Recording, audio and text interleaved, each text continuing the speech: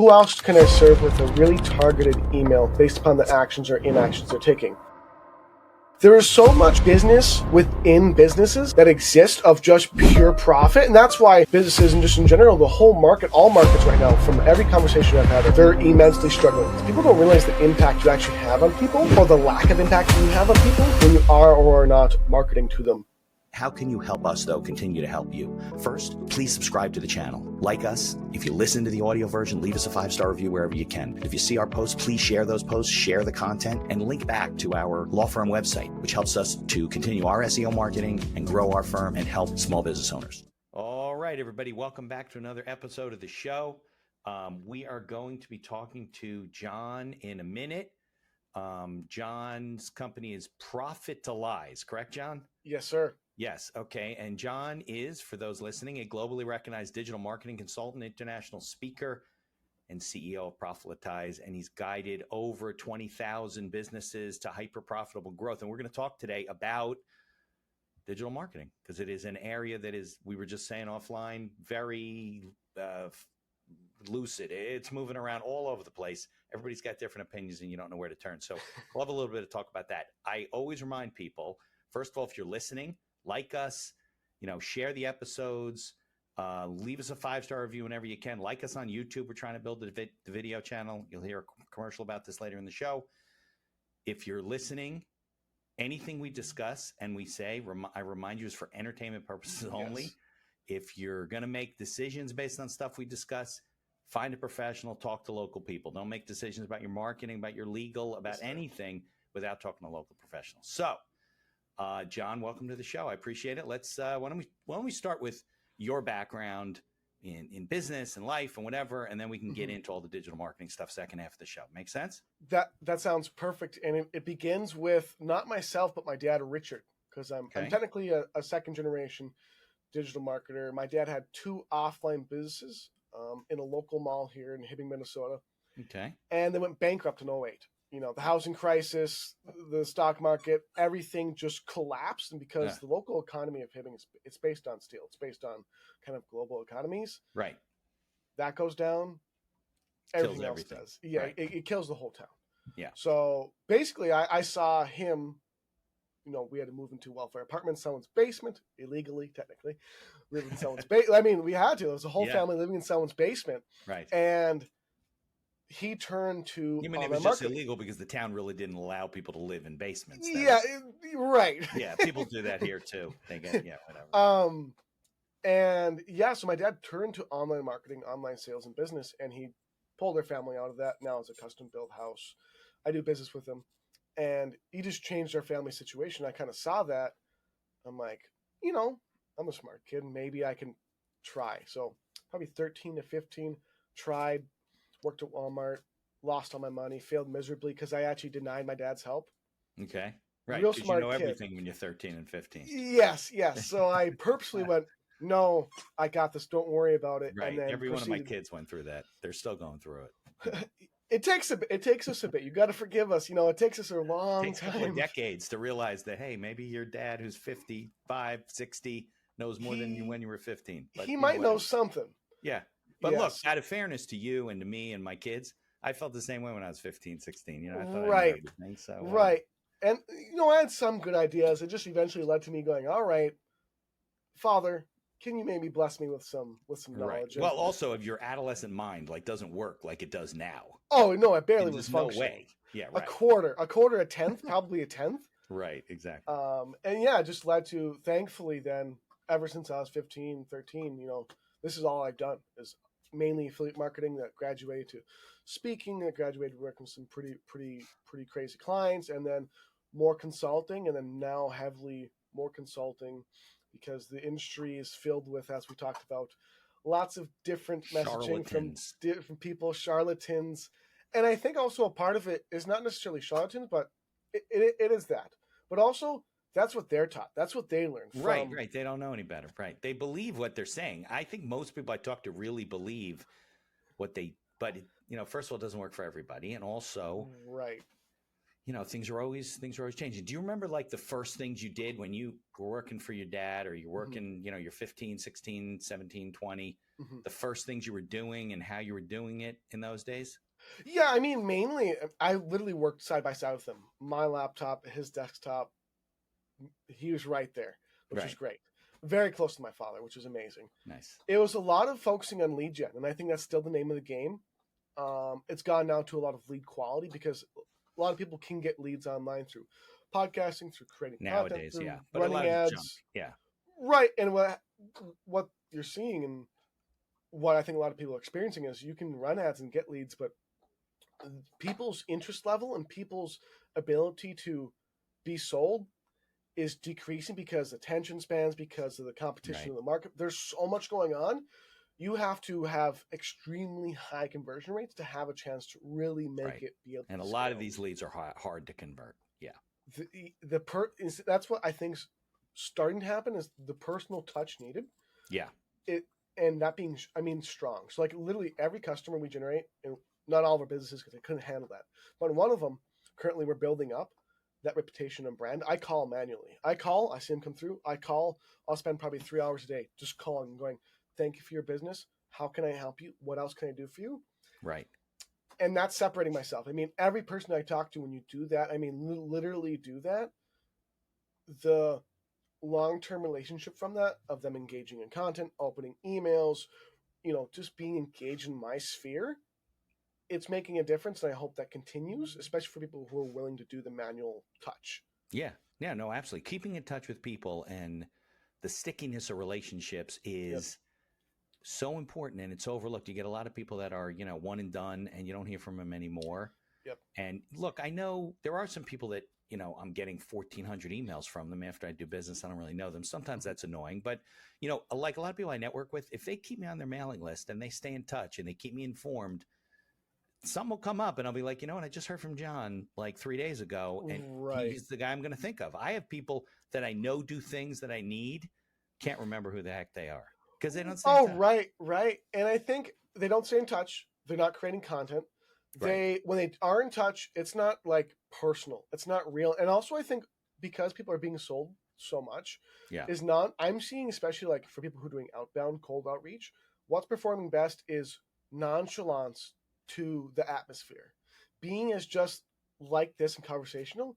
Because I mean, with so much selling, I can get on a phone call with someone, and within 5 seconds, I know their angle. I know if they're trying to sell me. I know what type of call. Just the tone of voice, you name it. It's immediately identifiable. And I think people most see people right through you, right? And they don't like it. People don't like to be. We're all salespeople, but nobody wants to admit it. They don't want to say. Yeah, right. So you might as well just be upfront, or I'm selling you. I watch on TikTok. There's videos of people who do that.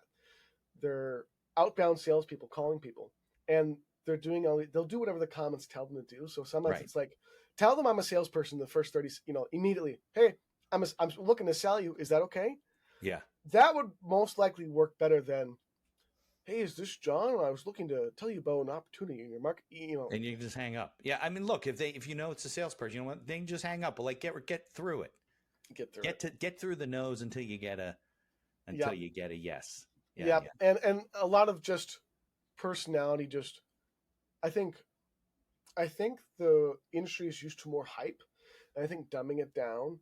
Like when I call people, if I'm trying to prospect or you name it, because I still do certain things depending on the project I'm working on, it's very soft, conversational, light, because that sense of almost urgency, depending on how you illustrate it, it's a big pushback. Right. For sure. Yeah, because people think like, well, if you can give me this price now, or you can offer me this service now, why can't you offer it to me in a week?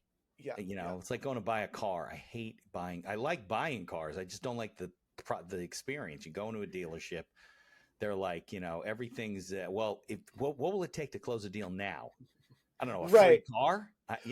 I did that my first Jeep. By the way, I recommend everyone sales skills and communication is the number one skill you will learn in your entire life.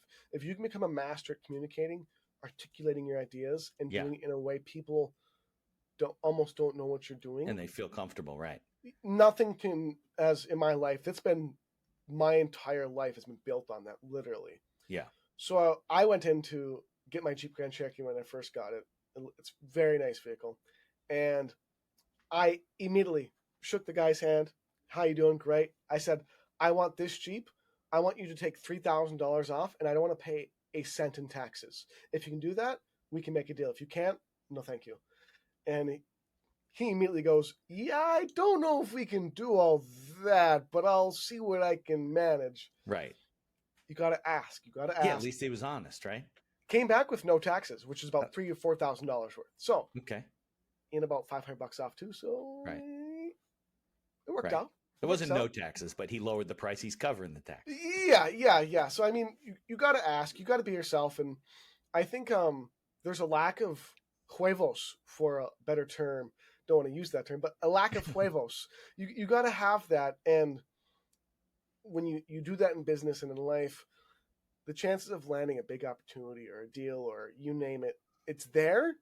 But right now, it's volume, it's intensity, with a little nonchalance, being yourself and personality, and that's what's effective right now. I'm seeing. Yeah.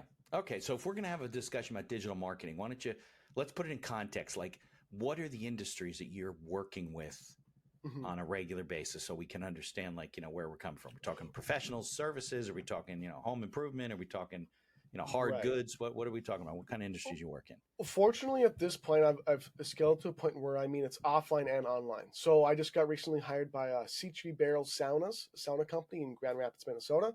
What do they do? They sell saunas, just saunas, 24/7. It's that digital or all offline.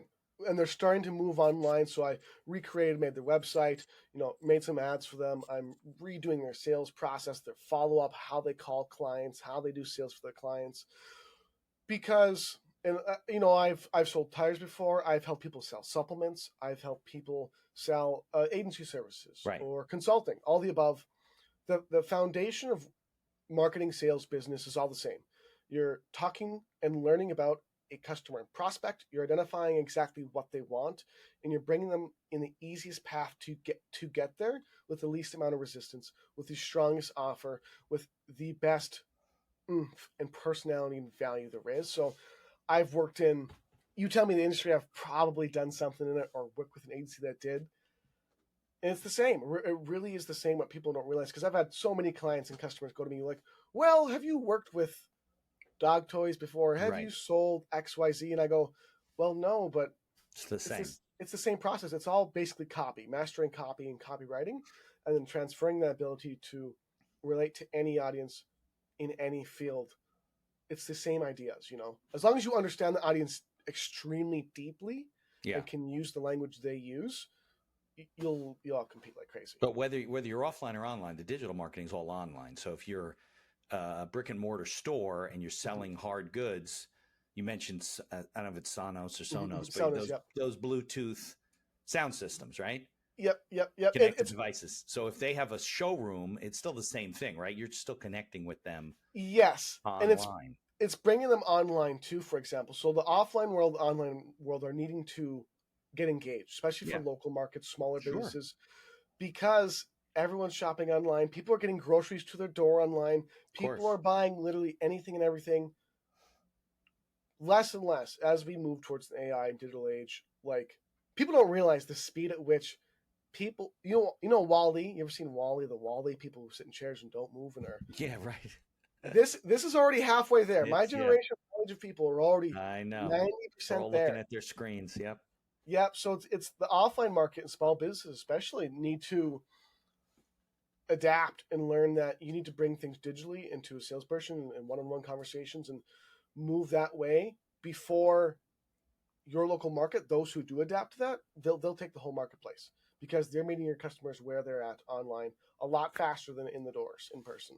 Yeah, I get approached for, like, I don't do any paid for advertising in my market as an attorney, right? Right. So I don't even know how the local people, like, do they really get anything out of that? I mean, I've placed ads to support a local organization or maybe the Chamber of Commerce or whatever.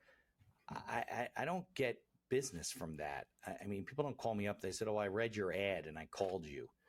They might Right. go to a restaurant because they see an ad and maybe it reminds them of the restaurant. Mhm. But I also could get an email about the restaurant or whatever. I don't need to, to Right. do that stuff. So it seems like a lot of that stuff is like, It's becoming less and less effective. I yeah, mean, not you're worth the right. money. No, and the reason why too is because, especially with like what you're doing particularly, I think you have a longer general, what's the word for it? Someone to become a customer with you is a much longer, more strenuous, etc. process. Yeah. So then, for what you do, it's going to be even more difficult to get like an engaged person who's ready right now to pay and move things forward. So I think it's becoming, you're right, a lot less effective. Yeah. Um, again, with AI and everything being used to create content, there's a lack of also skill being used to create that content, being used Right. to do that You don't marketing. need the skill, seemingly, right? You Right. just kind of create it and go with it. People Go don't with think it. they need people. Right. Yeah, and then you're missing out on because if you're more skilled, you actually Hmm. know if the AI is actually doing a good job and can tweak and change. So that's why people are seeing they're mass creating content, they're mass doing advertising, but almost none of it is effective because there's no human touch. No, AI is going to get that good. It's happening very soon, Right. where it will outcompete everyone. But for the temporary moment, it's just the market's inundated with Yeah. ads, with people trying to sell you. So it's not effective anymore unless you are A, doing massive volume, Hmm. or B, your marketing is insanely Like spot great, on. Yeah. spot on, accurate to your customers' emotions. Because right now it's all emotional. I would say that a lot of sales is just emotions, the majority of it, Of and then getting course. them to very lightly close on the logic afterwards. I mean, they say people make emotional decisions. They need some logic to back it up, but they really ultimately want to make emotional decisions. It's That's the way more people are. it's more emotions to back up Right. their conceived percepted logic. Right. Yeah, Yeah, yeah. absolutely. So obviously, and I know the name of the game in a lot of cases, especially if you're small business owners, content, right? It's not about placing ads and paying for ads and Yep. right. You want to become an authority in whatever it is you do. Hmm. So it's clear to me from what you're saying is that one of the mistakes people make is the quality of the content that they're putting out. It's not, SEO. It's not doing the Yep. right thing. What are some of the other mistakes that you see business owners making, especially when you come into the fray and they Hmm. say, all right, John, can you evaluate what we're doing? What are the kind of things when you come in, you see people do that are The, wrong? the biggest thing that is impacting most businesses, and this is the age old tale that's Yeah. been the case forever, is follow up. Because again, like I was saying, whether you're running ads or not running ads or creating content, there is a lot of businesses that have leads that don't know how to actually convert them, and then also the steps beyond that. People think that the customer life cycle is getting you to see my ad or piece of content, getting you to opt in and then buy. That's Right. maybe a tenth of the actual customer life cycle for retaining them as a customer, getting them to buy upsells, resells, downsells, getting them to just engage with your brand continually. And all these things in the initial conversion all come from impeccable follow up, whether it's text, whether it's email, whether it's retargeting, preferably all of those at once. Right. Because then you're hitting them, you have a system going on and it's all, Yep. yeah. Omnipresent marketing is becoming now more of a need, and omnipresent follow up is more of a need than like the Barrel Sauna company. Before I hired them, they were losing customers just because people are so just, I want this now. People would call, they wouldn't get a call back within 10, 15, 20 minutes. I'm going to call a different sauna company. They can talk to me, follow up with me, make me a deal right here. You're losing customers all the time, and they sell Yeah. saunas for $10,000 to $20,000 a piece. Right. So Big time, big expensive stuff. Yeah. A lost customer a month. One, you're losing out big. Yeah. And they're just a manufacturer's rep. It's not like they have the market cornered on technology. Right. Yeah. So it's Experience. very intent, personal, volumized, omni-channel follow-up is where people, if you can hit this level, it's a lot. It's a lot to do all this. If you can hit that, that's when you'll be able to take the marketplace. That's when you're going to see you'll have higher conversions, and running ads and all these things will be more effective.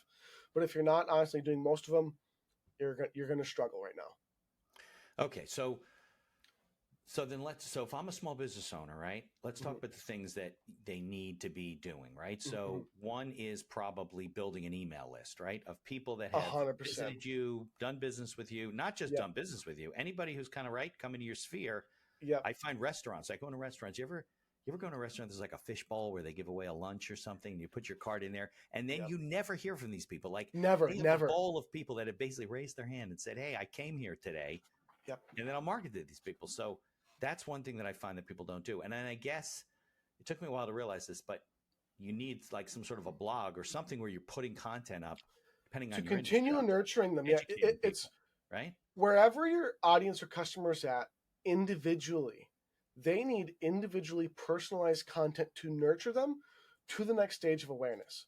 From cold market to medium market to like they're kind of warm, but they don't know enough about you. They don't know enough about your product and services, who you are, what you do, all that. You need a really, in fact, a system, and automated as much as you can, automated omni-channel system, right, to constantly where leads are at in the action or inaction they're taking. So they're opening emails, they're not opening emails, they're opening certain emails, going, okay, if they're not opening, they've engaged with me initially, but something turned them off or didn't quite get them what I needed. What do they now need to see because of their previous perceptions that would get them to engage again with me? And that's where a little bit more deep marketing is in place. We're actually thinking psychologically and emotionally, logically, where your audience is in different parts of your sales process, in different parts of your follow-up, your advertising. What do they need to see next? Because often, for example, when people do follow up, which is almost never, right, it's almost never, this Sauna company has never followed up with a single one of their customers to resell them ever. They don't keep in touch with them and say, hey, how you doing? Here's our newsletter. We just had a new product come out. Did you know that Bluetooth technology causes cancer in your brain? Nothing. So that's why this is for me like a dream client, because I go, oh, you're doing none of the this isn't like optional anymore. No, and it's like basic stuff. It's just intuitive. I mean, it makes sense. Look, my favorite book, John, I know I'm interrupting you, but no, please. My favorite book is a book called Referral of a Lifetime, and it is a story. You know about it? It's it's a story. It's a like one of those gung ho type of books. Yep. Story about this guy, and it's about keeping in touch with your clients. And I constantly see people that don't do that. And now, like you mentioned, the word automation. You can automate a lot of this stuff. Almost all of it you can automate. Even literally. So you could go to ChatGPT, go write me a 7-day email sequence that just, and you do it smartly, that nurtures my leads to want to buy XYZ services from me. Pure nurturing, pure value. Then you go, okay, build me another one for people who have bought my product, who haven't bought my most successful upsell. Great. And then you build out doing this logic of, who else can I serve with a really targeted email based upon the actions or inactions they're taking? And you keep doing that just with email alone. Now you have 3 to 5 sequences you can automate, put into any autoresponder CRM that is going to produce some kind of measurable result. And then you do that with texting, you do that with calling. There is so much business within businesses that exist of just pure profit. And that's why businesses, and just in general, the whole market, all markets right now, from every conversation I've had, they're immensely struggling. A lot of markets are down. Unless you're in AI, unless you're in certain places, a lot of the not at scale businesses are having a harder and harder time. It's because a lot of things we're talking about, they haven't done. They've gotten by not doing it. Right. But it's catching up with them. I'm warning, like literally warning everyone, that's not going to be, it's catching up fast. And it's going to be a point where, like, for example, if I was to launch my own sauna company right now, and other than working with these people I'm working with, if I did all these things right, all the customers are going to me within a few years or months. They're going to come to me, and that word spreads. People don't realize the impact you actually have on people, or the lack of impact you have on people, when you are or are not marketing to them, and marketing to them as you should be. Maybe you're getting your calendaring from one software and you're invoicing from another. Evenoo is a platform that we use as one of our sponsors to run our entire business. And there's other features like auto payments and integrations with QuickBooks. Visit evenoo.com, EVONUE.com to learn more. There's also a link in the show notes. And be sure to tell them that the Accidental Entrepreneur referred you. This podcast is brought to you by our affiliate sponsor, iEmployee. iEmployee is a virtual assistant service that hires almost anyone for any role in your company right out of the Philippines. Most roles range from $7 to $9 an hour for highly skilled and experienced VAs. And whether you need an executive assistant, social media manager, video editor, customer service, sales, you name it, they have it. We use iEmployee for our VA services, from editing and promoting the podcast to all the PR and promotion of our law firm. iEmployee acts as a virtual field supervisor on the back end with live video monitoring and reports on a daily basis with screenshots of your VA's workday, and along with complete HR and payroll duties. No more paying for overpriced and underqualified workers. There's a link in the show notes to get a 1-week free trial, and I encourage you to take advantage of it. Right. I also learned that you should be taking that content too and posting it, right? Because it's searchable content. So, and you can make multiple content. I mean, even this show, we take you'll find this, we take the transcript now. Yep. Because of AI, I'm not writing an article for you. We put it into AI. My VA makes an article, posts it, and it becomes searchable content for you and for me, and backlinks and all that kind of stuff. You get that whole system working. And that's where the omni-channel effect is in place. You know, people look up you for a lawyer. Let's just say it's you and some other lawyer, some other business. You create content across every channel. You do articles with SEO, you do your podcast, you create social media posts, you have a YouTube channel, all the above. Someone looks up, they need a lawyer, they need you name it, in your area. Then they look up your competitor who doesn't do any of that. Who is active? Who is a brand that is actually alive? Right. All the customers are going to go to that. All the customers. There's a local, not really local. He's in Minneapolis. I'm a few hours north of Minneapolis in Minnesota. A guy who has billboards. But I'm telling you, when you drive down to get to the cities, you're seeing 50 of his billboards. He is the only person in the entire cities that has his name, his brand. It is in your head. So then, because he's able to do this, and he has other ads and stuff all online, he is the number one known in his space. Is he a PI attorney? He's in real estate. He's in real estate. He buys.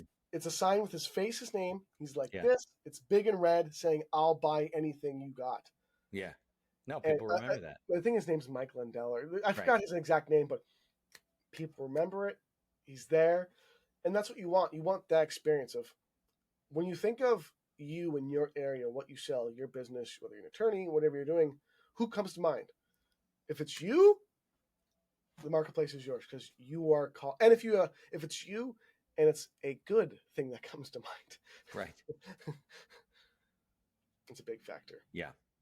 So let's talk about then lead gen, since that was a big part of what you said, right? Because you could generate. I mean, there's all kinds of what everybody tells you. I can generate leads for. I get it too from the different organizations. Oh, are you looking for more, business leads? I can do it. The crap. Yep. So you can generate hundreds of leads, even if you're paying for them. The question is, are they quality? And what are the best ways for companies to do that online? So what kind of recommendations you make to companies? Number one, beyond for everyone, this is what you need to do. You take a look at what Alex Hormozi School.com did. You take a look at how Go High Level, the CRM, one of the largest now in the entire space. The reason why they got sued by ClickFunnels. All these companies, what they're doing, you take a look at WAP.com, signed a big deal with Iman Agadzi. Okay. They all use referral and affiliate marketing because referral and affiliate marketing, word of mouth, through content, through any format, is the strongest, highest, generally converting lead and sales format there is online, period. So what you want to do is, and I'm doing this for an upcoming launch and brand I'm building. Okay. The way too many projects I have going on. Okay. Is I'm not launching ads to get customers or leads. That's old school. That's 2000 below, 2024. I'm going to run ads to get affiliates.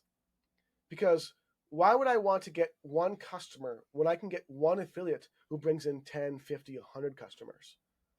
Who then is also at the same time not just generating leads and customers, but also generating content that omni-channelly, just for their own business, is built upon their relationship with me. Mm-hmm.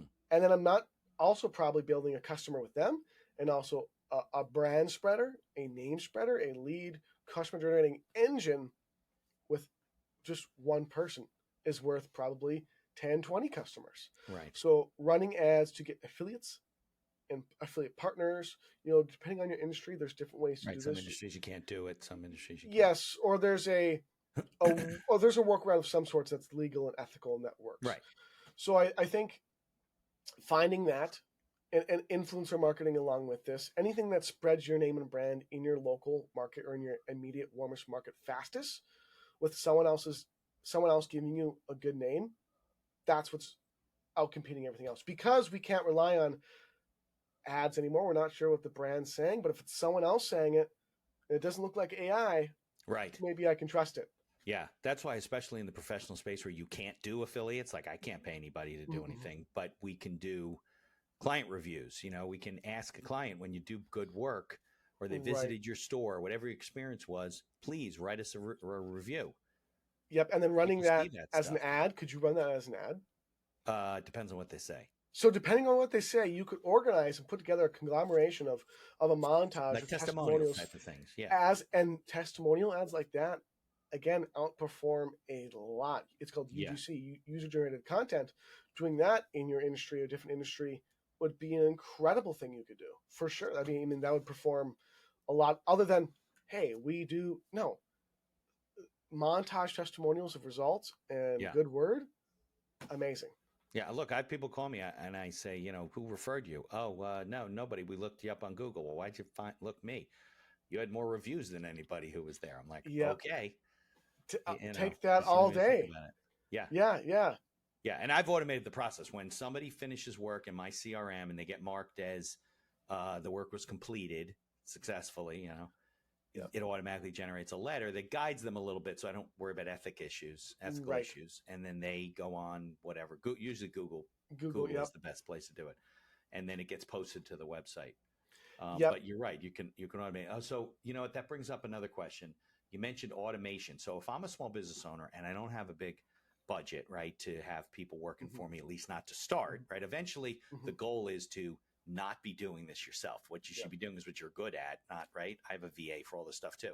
Yeah. What are some of the tools that you recommend that people can use to make it easier for them to post, put out content? Yeah, that kind of stuff. I believe in today's day and age, you need one CRM, a good quality, affordability. You want to go to the largest stretch of your budget you possibly can. And the reason for that is a good CRM that has a lot of these different features and abilities to follow up in different ways. Closing, depending on the ticket value of what a customer is worth to you, a single customer or many customers, especially over time, is going to be worth, the price you're going to pay by leaps and bounds. So being able to focus on a really good, high quality CRM, and whether you build it or have someone build out the most deep, personal, authentic, genuine, varied follow-up within that CRM is going to be impeccable. And then I think, like you're saying with content, some kind of, if your CRM doesn't do content creation, planning, syndication, all the above, having one tool or service for that. Because you need your content and lead engine, and then you need your ability to generate leads and customers, your ability to follow up with, nurture, and retain customers is within the CRM. Right. You have those two things in place, you're going to do exceptionally well and better than most, especially if you automate content syndication, automate follow-up across multiple channels. Like just do those four things. You're going to set yourself apart from, quite literally just about every single person in the market by far. Good. Well, that's a good setup then, because one of our sponsors is a company called Evonue, EVONUE. There's a commercial there. People can listen to it. It's built on a high level platform. Nice. And he's added in pretty much everything. It replaced DocuSign for me. It replaced Calendly for me. It replaced, billing for me. And I can really do everything. So when somebody responds and makes an appointment, they go on my list. They start getting my emails, my marketing automatically. They have pipelines that I can follow things through and stay after things. And it really did replace almost everything that I do. And it is, you're right. I always find that people have a CRM, but there's some disconnect between getting them into the system. Like if I get a lead and I'm emailing you through my system, you're in. So I just have to create a pipeline for you or a lead sheet or whatever. And that's really it, is just having something like that, like you're saying, particularly that It eliminates a lot of the time and energy and work of you manually doing it. Yeah. Now, on top of, if people do want to like scale and hyperscale, I do recommend on top of that also having at least one person in an organization, and you can do it on commission basis, calling and texting every lead that comes through.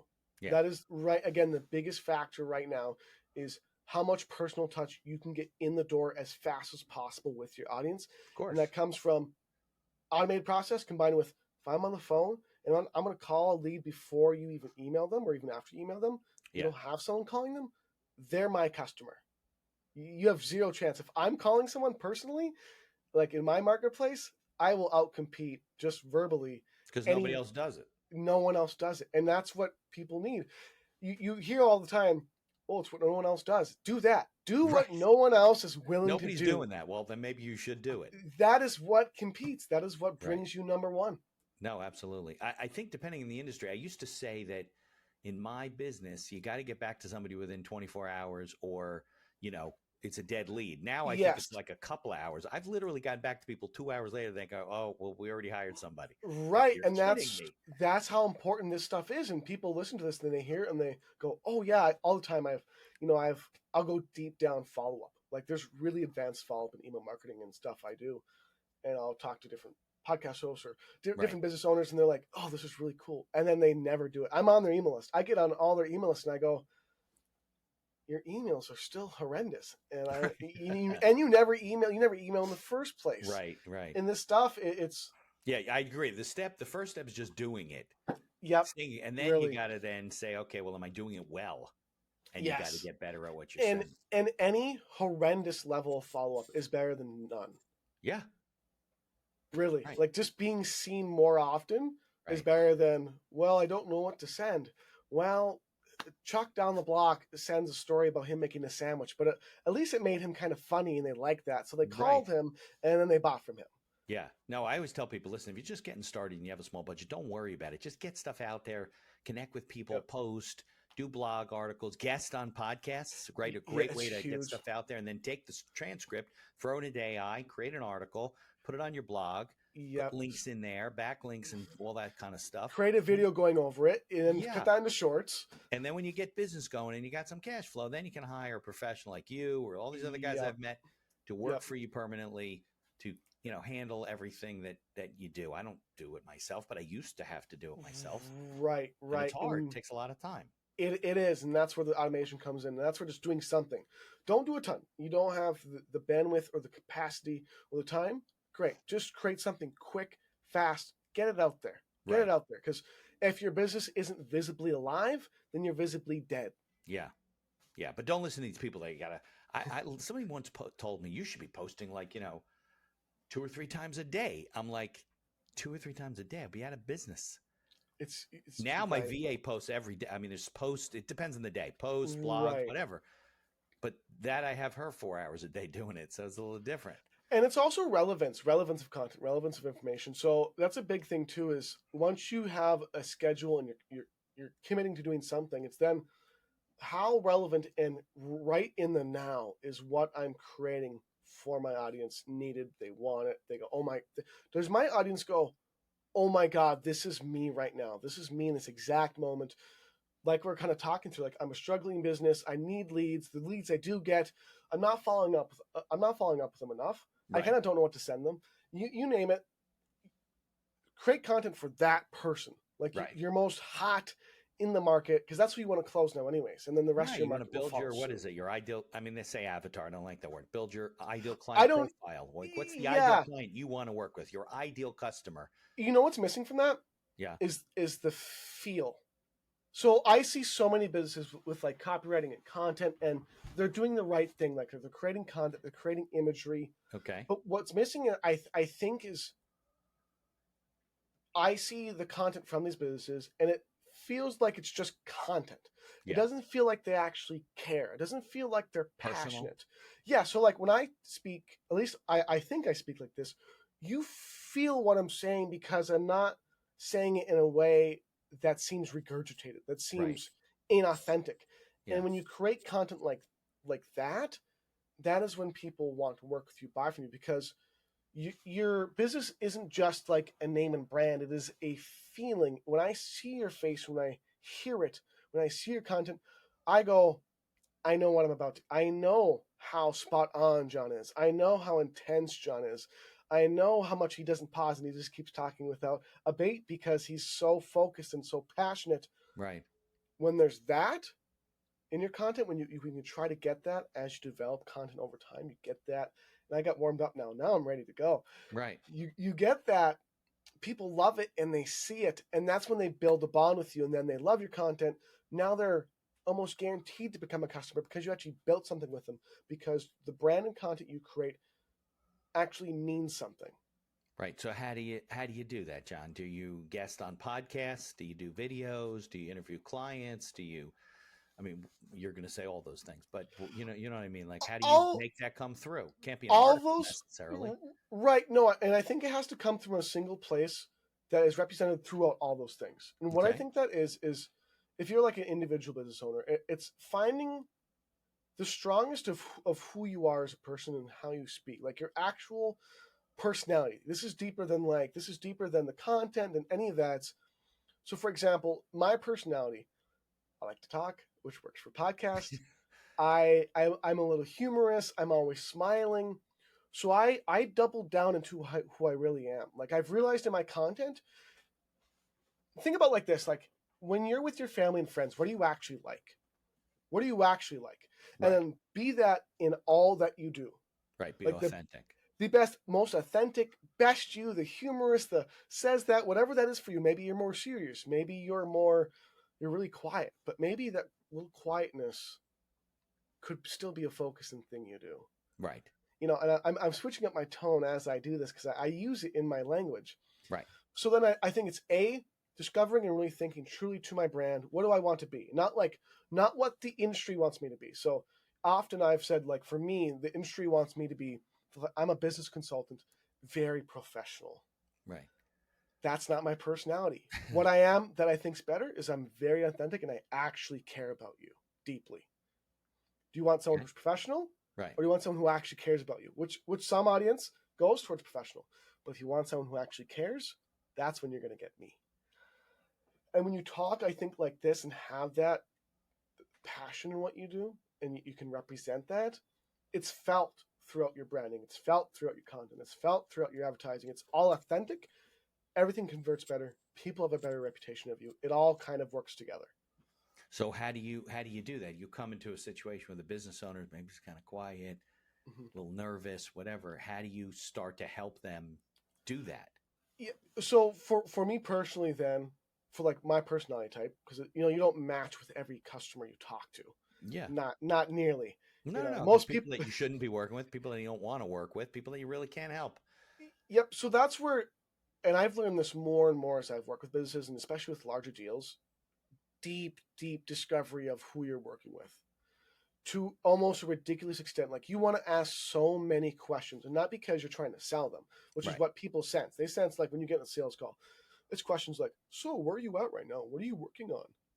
Right. Cut the bullshit, folks.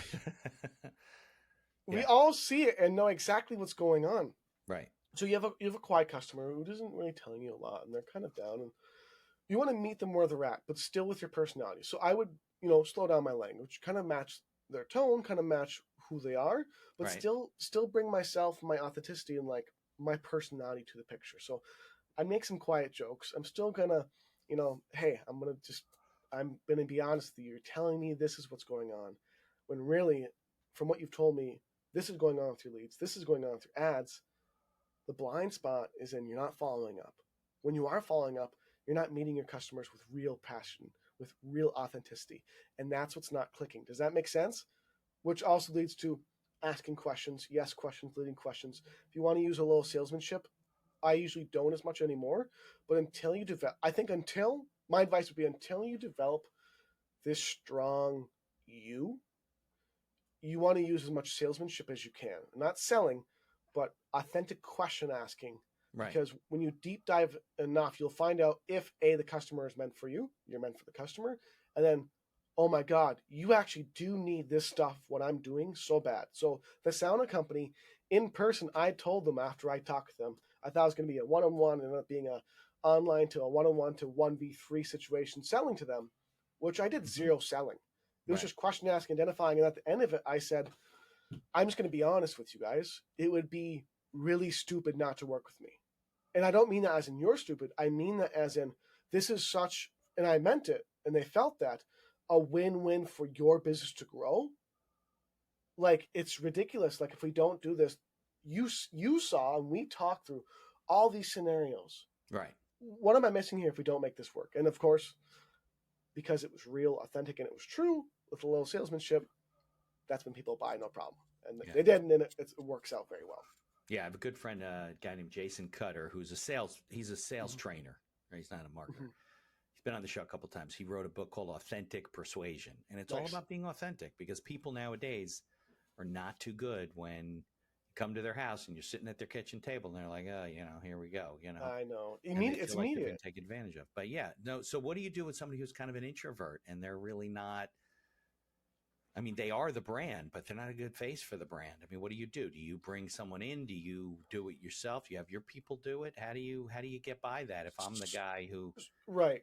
So I think it has to match the brand. So again, not necessarily this personality doesn't fit probably with being a lawyer necessarily. Maybe it would. It might. People want you to be accessible. It depends on. I'm thinking through this carefully. Yeah. I think it depends on if you want to match the brand or you want the brand to match you.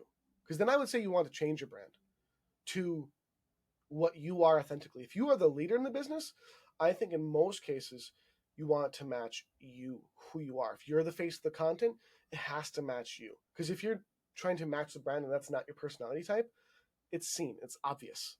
Right. So I think make the brand match you. You might have to do some rebranding. You might have to change it.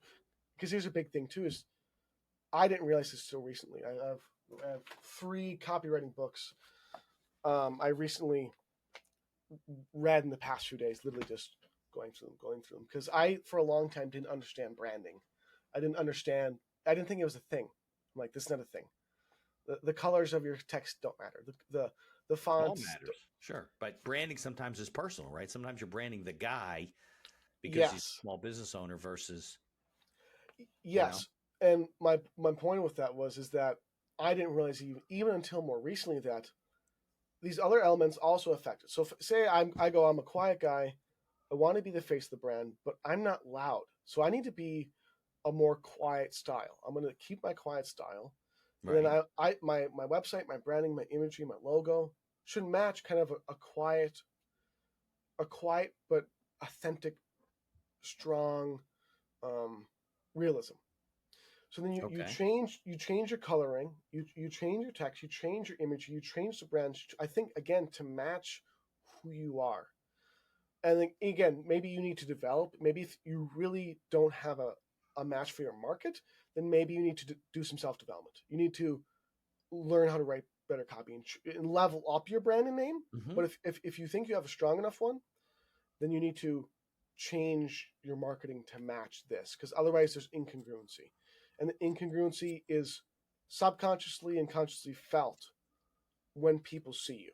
Right. No, that makes sense. You want to match, you want to do it in the style in which you're comfortable and the style in which you come across as authentic. If you try to be this outgoing person, then you're really not.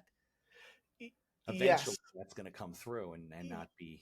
Yeah, and it's almost like when I see certain marketers, which we discussed, which we won't go too deep into. Yeah, no, you see certain marketers, and it's not even those ones we talked about. There's other ones where I see their content, and like even in their face, because I read really deeply into people's faces, their every little movement. Something with how they're talking doesn't match what they're saying or the way they're saying it. I don't know what it is. My generation says they get. Does that mean you're like not buying what they're saying? You're I'm not buying it.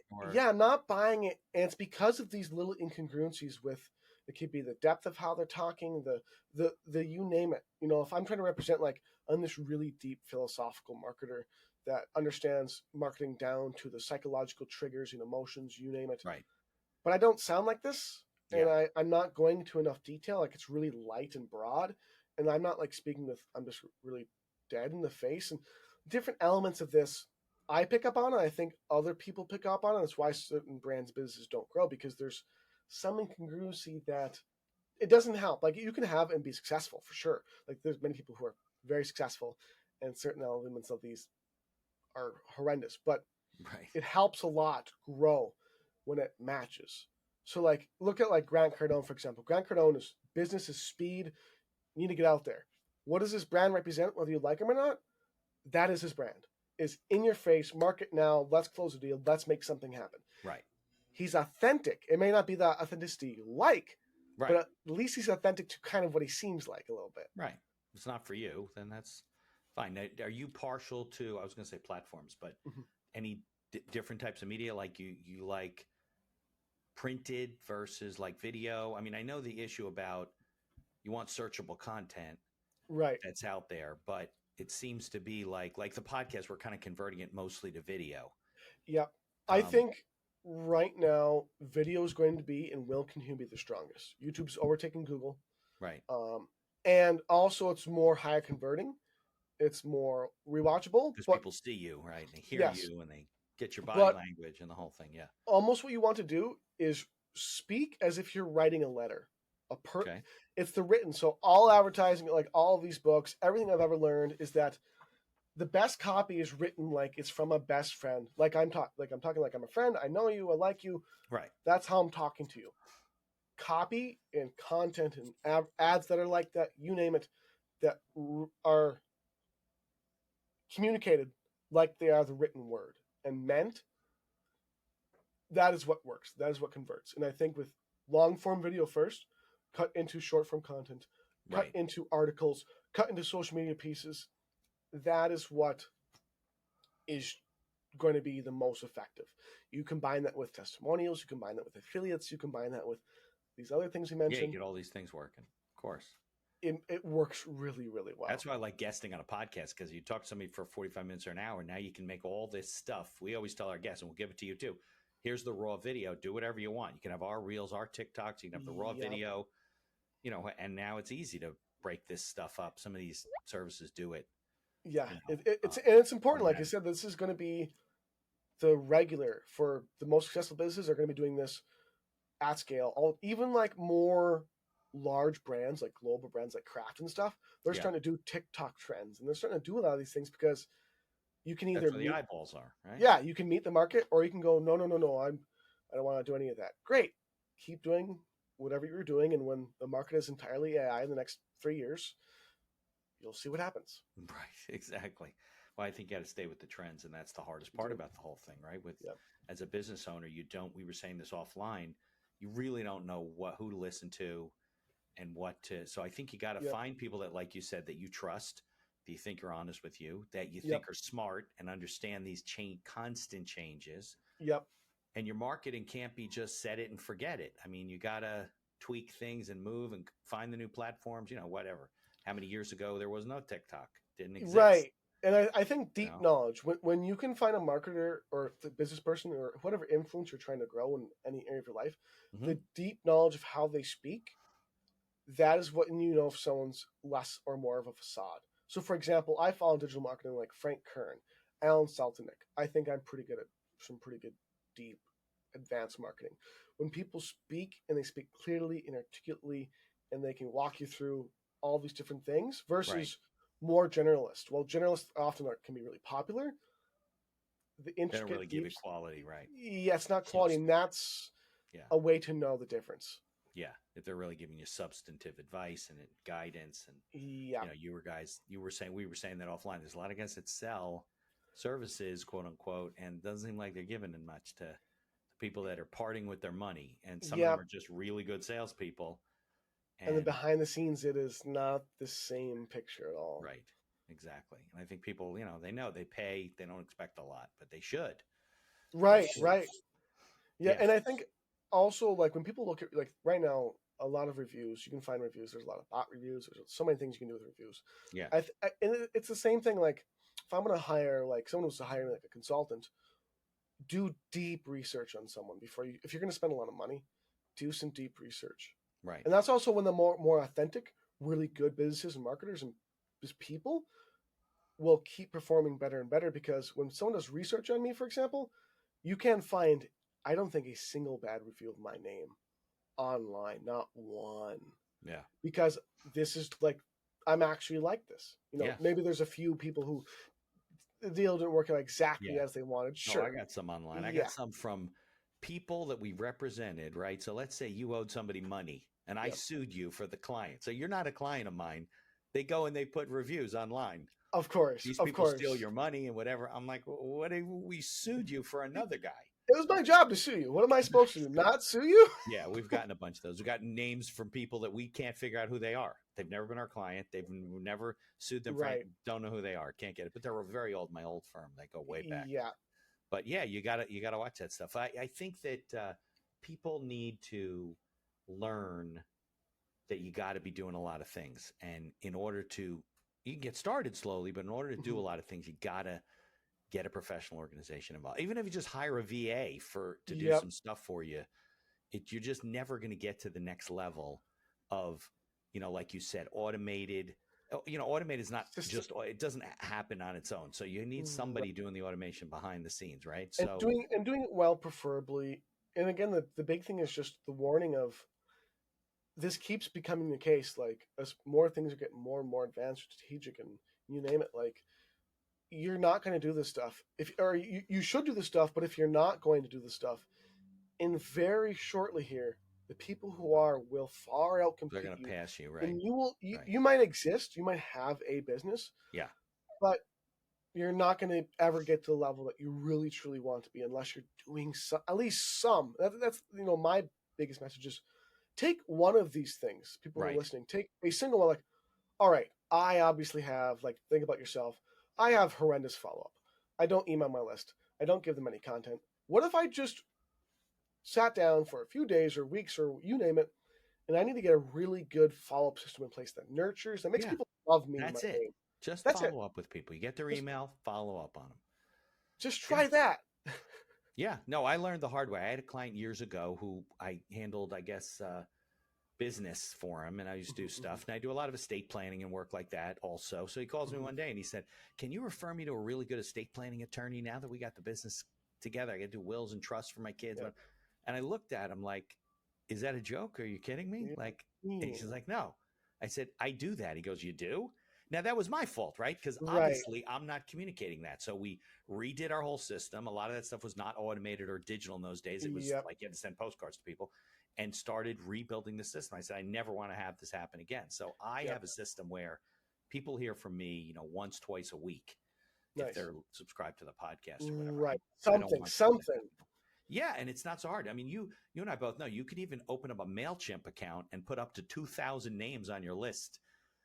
It's just for marketing, but it's free.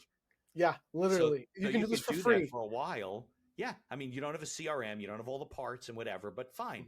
Just send emails to people and then build on that and add pieces to that as you go, recognizing that things are always changing. So you do have to update things and you do have to stay on top of it. And as the business starts coming in, right, that's the key, right? You need cash flow. Yeah. You got to make money. Yep. And start to put more and more towards it. Because $5,000 or $10,000 budget for marketing for a small business is a lot of money. Oh, so right. Spend it, you got to spend it effectively. You got to spend it effectively, and also realize that if you do this stuff at least half okay, you're going to get some kind of return at some point. Like you really are, because that's what a lot of businesses are so afraid of. Like, even with how much, like, for this company I'm working with still, I laid out. I mean, the difference of what's going to happen over the next few months to them is incredible. But even then, they're still like, and that's because of the market. Like, people are so like, I'm not sure if are you really what you say you are? Blah blah blah. Are you like promises all the time? They don't deliver, right? Right. It's a lot of people do that for sure. A lot of people, more than most people think. It's so frequent. So I get the trepidation of hesitancy, and but just do a couple of these things. Just do one or two, and you'll notice. Just call every lead if you can, or email every lead directly within 5-10 minutes. That alone, you're gonna follow up alone. It makes a huge difference. You'll have John, an increase like crazy. Yeah. All right. I can't thank you enough. We're coming up on an hour here. So if people want to learn from you, interact with you, get into your world, what's the best way for them to connect with you? If you're looking to grow your business, please go to profitalize.com. If you don't have a big budget, I have a book called Buyer Leads to learn how to Perfect. generate and close and get leads that are actually the buyer type, your warm and hot market only. And then as well, of course, if you go down the line, you want consulting, other services, anything you need. I have conversations with people, and if it makes sense, we work together. All right, and then we'll also put a link. YouTube. We'll put a link. Okay, so you're on YouTube too. So we'll put a link to your website, put a link to YouTube, send us a link to the book, and we'll put it on the show notes. And let's keep spreading the good word. Get people to improve their cash flow. That's what it's all about. Yes, improve the cash flow, folks. Yeah, absolutely. All right, Jon, I appreciate it. Thanks so much. Take care. In addition to being a podcast host, I'm also a small business attorney, mostly providing legal services in New York and New Jersey. With over 3 decades of experience, we can handle most transactional issues. So if you're watching the show and you encounter some sort of legal issue, reach out to us and visit our website, beinhakerlaw.com. Thanks for tuning into the show and for continuing to support us.